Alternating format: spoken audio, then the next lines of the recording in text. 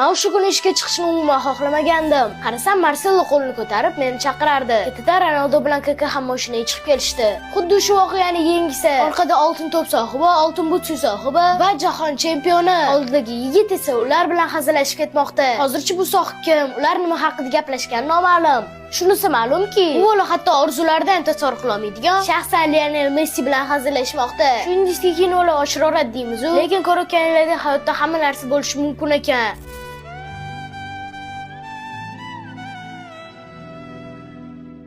Endi boshli voqeani to'liq aytib beraman. Qahramonimizning ismi Lukas. Madridda taksi haydaydi. Lukas voqeani shunday eslaydi. Men shu kuni ishga chiqishni umuman xohlamadim. Uyda dam olib yotuvdim. Shunda xotinim dangasa bo'lma, bor ishla deb turib oldi. Majbur ko'chaga chiqdi. Aynan men bilan mo'jiza sodir bo'ldi. Qarasam, Marcelo qo'lini ko'tarib meni chaqirardi. Men muzlab qoldim. Marceloning ketidan Kaka bilan Ronaldo kelmoqda. Men tushma haqiqatni bilmay qoldim. Shu kuni mashinani juda ham ehtiyotkorlik bilan haydadim. Hayotimda eng ehtiyotkor haydaganim. Shunda Marcelo kulib, "Sen qariyalarni olib ketmayapsan, gazni bos" dedi.